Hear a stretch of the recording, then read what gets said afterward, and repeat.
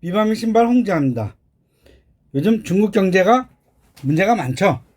그리고 중국 경제가 금방 망할 것 같이 얘기하는 사람도 있고 그래도 괜찮다라고 얘기하는 사람도 있어요. 어쨌든 중국 경제가 나빠지는 거는 분명한 듯 합니다. 그러면 중국 경제에서 중국 정부가 여러 가지 노력을 하겠죠. 근데 가만히 생각해 보니까 중국 경제가 좋아지려면 어떻게 해야지, 어떤 때 좋아질까라는 걸 생각해 봤습니다.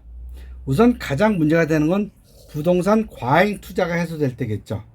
그 다음은 대미 관계가 회복될 때, 그 다음은 지구 환경이 좋아질 때. 우선 부동산 과잉 투자가 해소되는 것, 지금 저도 전엔 몰랐는데 요즘 들어서 문제가 되는 걸 보니까 야, 중국은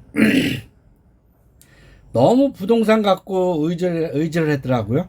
아니, 정부가 세금을 갖고 움직이지 않고 부동산을 갖고 움직였다는 게 도대체 상식적으로 이해가 안 가요.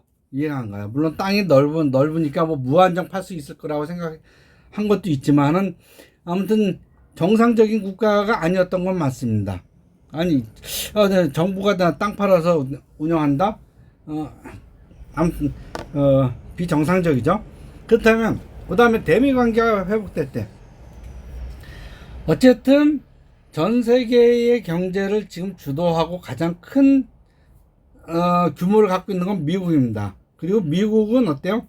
그 세계 경제의 룰과 금융과 실무를 움직이고 기술까지도 갖고 있죠.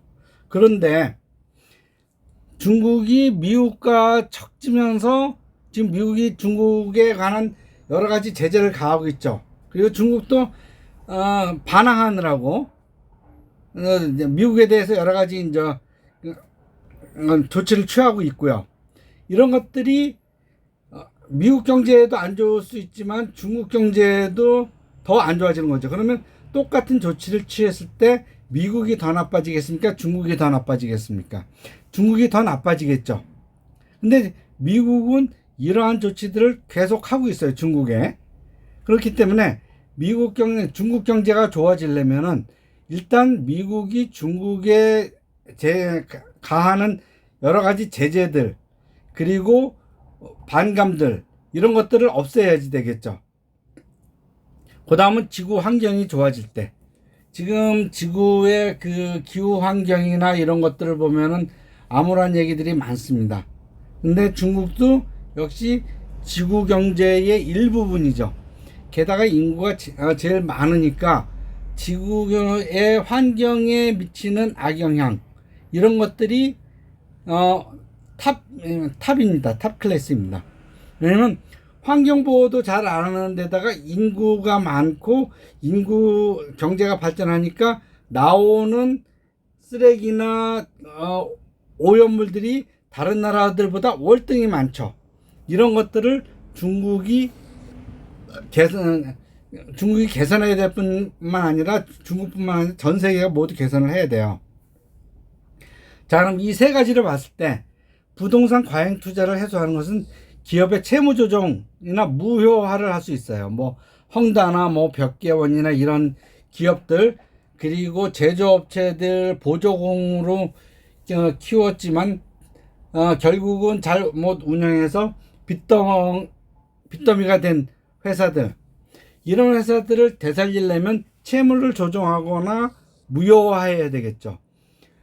우리나라도 박정희가 한번 한 적 있죠. 그런데 그때와 지금과는 많이 틀려요. 왜냐면 박정희 시대 때는 그것이 우리나라의 규모가 그렇게 크지도 않았고, 그런 채무 조정의 주된 대상은 화교에 대한 채무였던 경우가 많고, 불법 사채업자들, 사채를 조정한 것이죠. 그렇기 때문에 전체적인 금융이나 여기에 연관돼서 피해를 보는 사람들이 많지 않았어요. 이것도 사채도 어떤 거예요? 초고금리 사채였어요.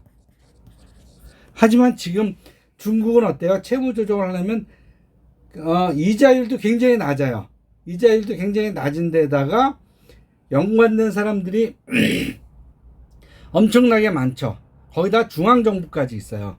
그러면은 이거를 채무 조정을 하려면은 결국은 손해 보는 사람은 누구예요? 국민과 지방 정부예요. 국민이 부동산 기업에 아파트 분양받기 위해서 넣어놨던 그런 것들이 조정이 돼야 되고 무효화해야 되고, 지방 정부는 중앙정 이런 부동산 회사에서 받았던 돈들을 못 받게 되고 받아야 될 돈들을 없었던 걸로 무효화 시키니까, 그럼 지방 정부에서 돈 들어올 게 없죠. 그렇기 때문에 이런 기업 채무 조정이나 무효화를 하려면은 국민의 반발, 지방 정부 재정 붕괴를 봐야 되겠죠. 아무리 공산당 사회고 공산 독재 국가지만은 국민이 한번 반발하고 분노하기 시작하면 못 막죠. 그 단적인 사례가 지난번에 코로나 그걸 봉쇄를 푸는 거 아니에요. 국민들의 반발이 너무 심하니까. 그렇기 때문에 기업 채무 조정은 이거를 하기도 쉽지 않지만은 한다면은 국민의 반발과 지방 정부 재정 붕괴를 감내해야 되겠죠. 할 수 있을까요? 전 못한다고 봅니다. 그냥 그러다 가는 거죠, 뭐. 그 다음에 대미 관계 회복할 때, 지금 미국이 왜 중국을 싫어합니까? 국민들의 대중국 배신감이 엄청나게 크죠. 아마 한국 다음으로 중국 싫어하는 나라일 거예요. 근데 문제는, 또 하나의 문제는 뭐냐면, 미국 의회예요. 국민들이 싫어하는 것을 만큼 의회가 다 싫어해요. 이거는 민주공화당이 합심해서 싫어하는 겁니다. 그래서 오죽하면은 대통령이 중국하고 친해지고 유화적인 조치를 취할까봐 대중국 유화 조치를 취할 때는 의회의 인준을 받아라는 법까지 있습니다. 그렇기 때문에 중국이 대중국 미국 국민의 그 배신감을 해소하려면은 이 전체 국민과 의회 450명인가 550명인가를 설득을 해야 되는 거예요. 쉽지 않죠. 중국은 시진핑 한 사람만 설득하면 되지만 미국은 이 수많은 사람들을 설득을 해야 돼요. 그러려면 어떻게 돼요?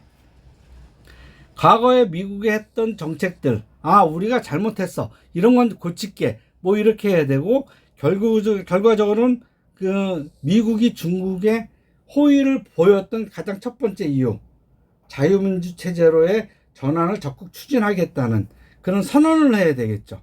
그런데 이걸 할 수 있을까요? 못하죠. 그냥 그렇게 흘러가다가 어떻게 되겠죠. 그 다음에 마지막, 지구 환경이 좋아질 때, 이거는 지구 환경이 좋아지는 건 뭐예요?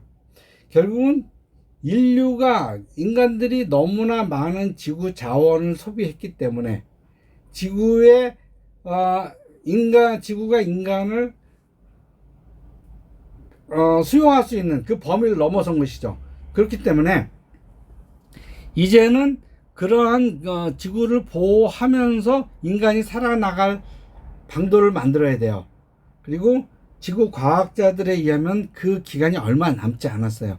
이거는 전 인류가 노력을 해야 되는 거예요. 전 인류가 노력해. 물론 당연히 중국민도 노력을 해야 되죠. 그러니까 이거는 중국인도 설득을 해야 되지만 전 인류도 같이 노력을 해야 되는 거죠. 이거는 어떻게 보면 중국의 범위를 넘어선 거예요. 그런데 어쨌든 간에 중국도 글로벌 경제의 한 부분이잖아요. 전 지구적인 소비와 생산이 감소하면 전 지구적인 경제 불황이 오죠. 그럼 중국의 경제의 엔진이 됐던 수출이 늘어날 수가 없죠. 지금 전 세계적으로 수출이 감소하고 있습니다. 전 지구적인 경제 불황이 한동안 계속 될 것이라는 것이죠. 그래서 이렇게 세 가지 관점을 본다면은 어느 하나도 지금의 공산 독재 체제에서 이룰 수가 없어요. 그렇기 때문에 중국 경제가 좋아지는 일은 당분간 어렵다. 최소한 30-40년은 어렵다. 그 다음에는 꾸준히 노력하고 지구 환경이 좋아진다면 좋아질 수도 있지만 제가 보기에는 거의 불가능하다고 보겠죠.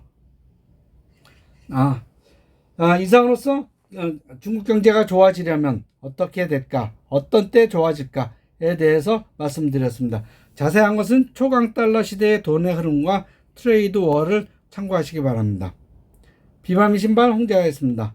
감사합니다.